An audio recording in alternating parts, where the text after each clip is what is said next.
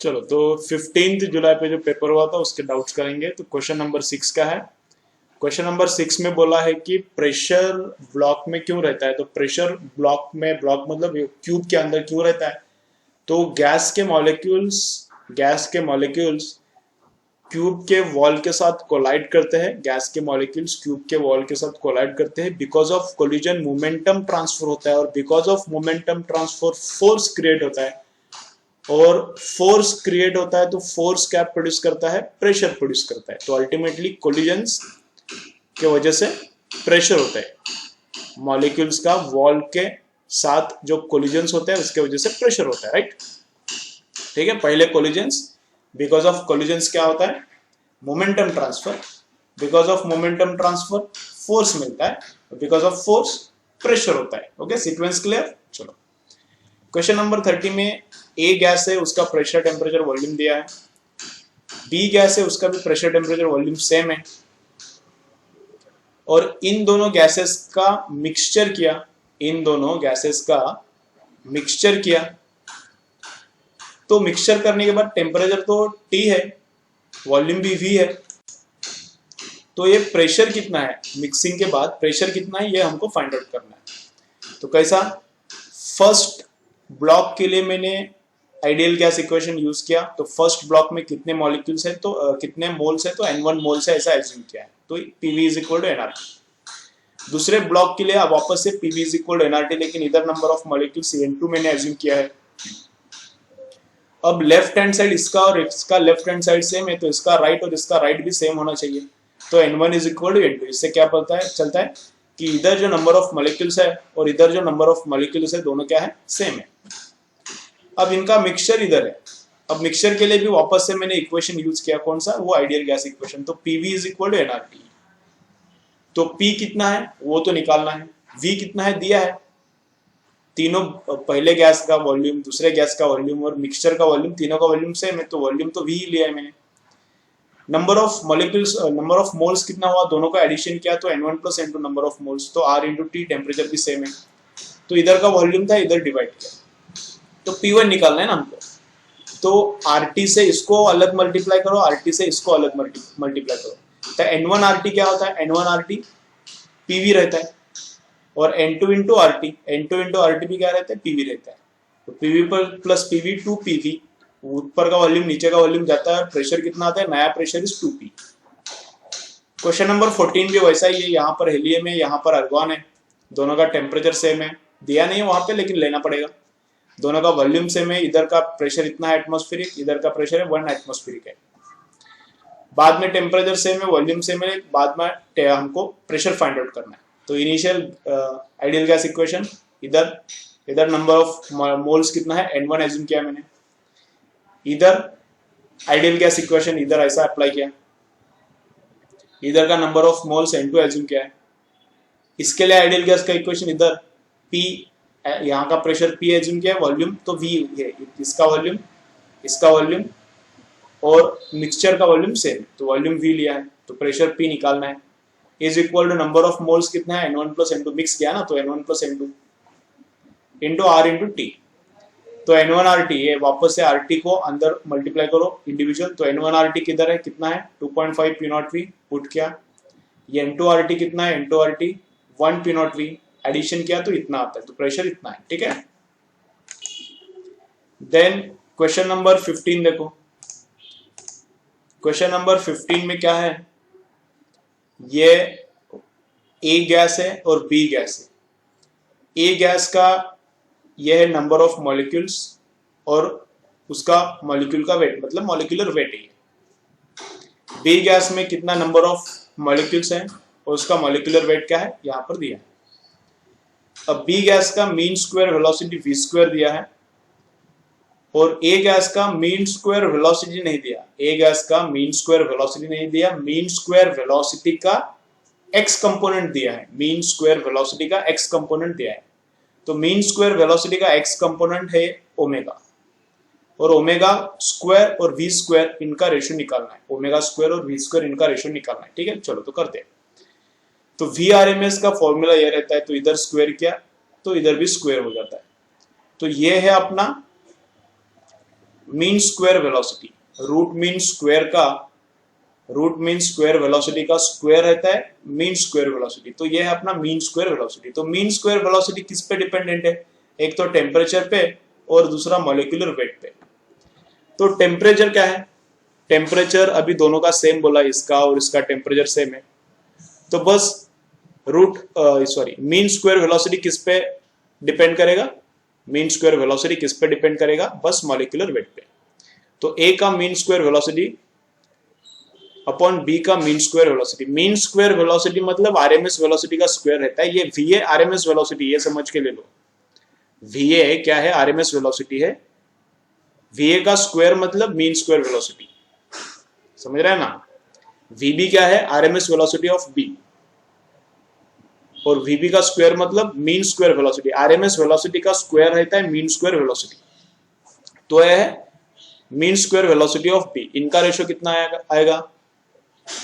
तो टेम्परेचर तो सेम है, तो मॉलिक्यूलर वेट पे इनवर्सली प्रोपोर्शनलिटी। तो मॉलिक्यूलर वेट ऑफ बी, नीचे वाला ऊपर और ऊपर वाला नीचे, तो ये रेशियो कितना है? ये रेशियो है 2। बी का मॉलिक्यूलर वेट 2m दिया है, ए का m दिया है, तो रेशियो कितना आता है? 2। तो अगर ये पूछा है, क्या पूछा है? Mean square velocity of A to the mean square velocity of B, mean square velocity of A to the mean square velocity of B, ऐसा अगर पूछा है तो रेशियो कितना आएगा? 2। लेकिन यहां पर ऐसा नहीं पूछा।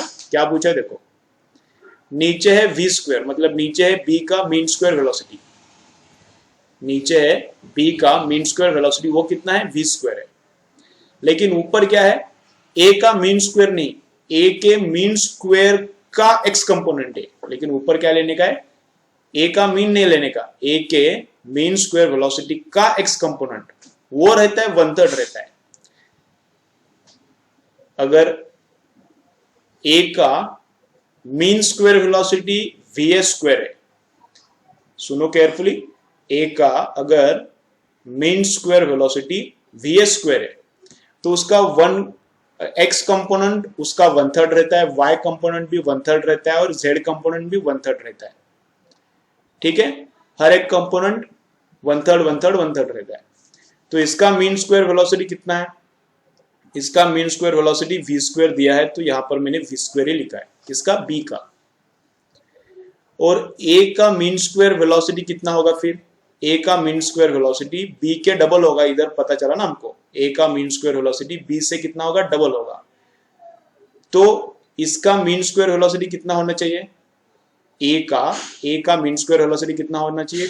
2v square. b का v स्क्वायर है ना, b का mean square velocity v square है, तो a का कितना होना चाहिए? 2 times of v square, 2 times of v square. लेकिन हमको क्या चाहिए? बस x कंपोनेंट चाहिए, इसलिए वो 1/3 आता है, इसलिए ये 1/3 आया। तो v स्क्वायर का आंसर क्या आता है? 2/3। तो आंसर क्या है अपना? 2/3।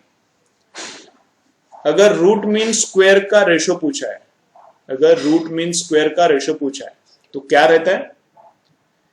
अगर va root mean square velocity है, सुनो केयरफुली, अगर va root mean square velocity है तो उसका x कंपोनेंट 1/√3 रहता है, y कंपोनेंट 1/√3 रहता है और z कंपोनेंट 1/√3।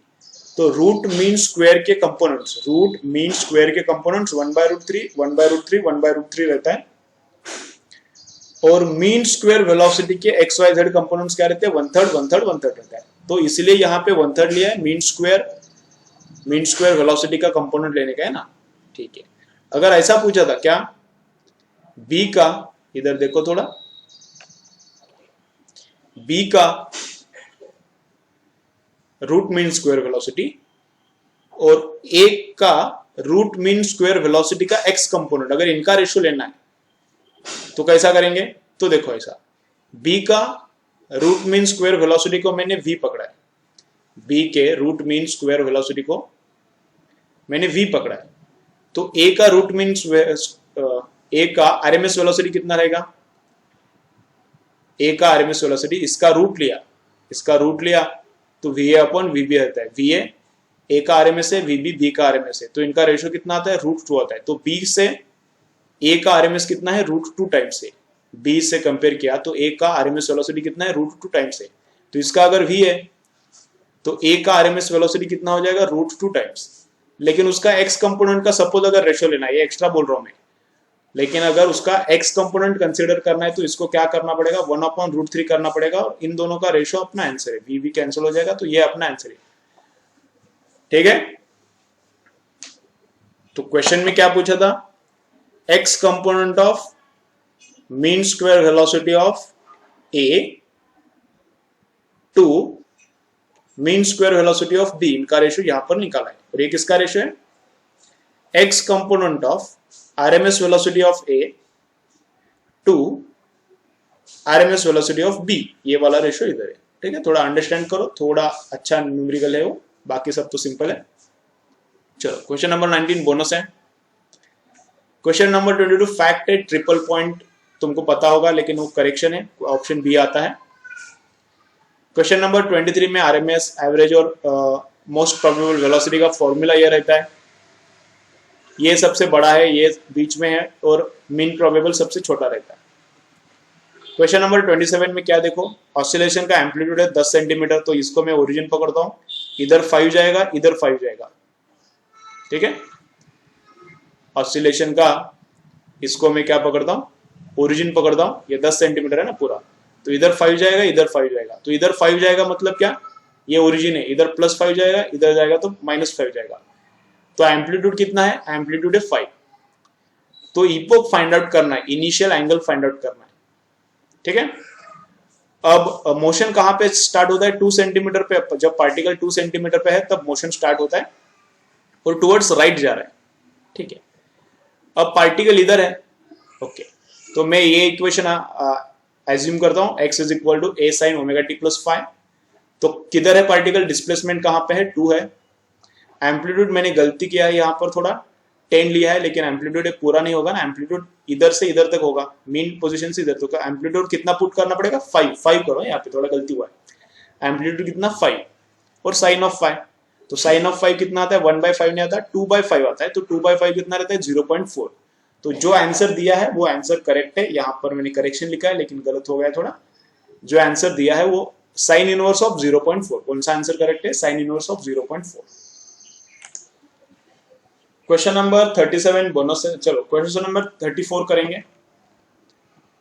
टोटल एनर्जी का ग्राफ ऐसा रहता है, देखो पार्टिकल इधर है और इधर जा रहा है, पॉजिटिव एक्सट्रीमिटी, फिर नेगेटिव एक्सट्रीमिटी, फिर पॉजिटिव एक्सट्रीमिटी, ऐसा ऑसिलेशन मार रहा है।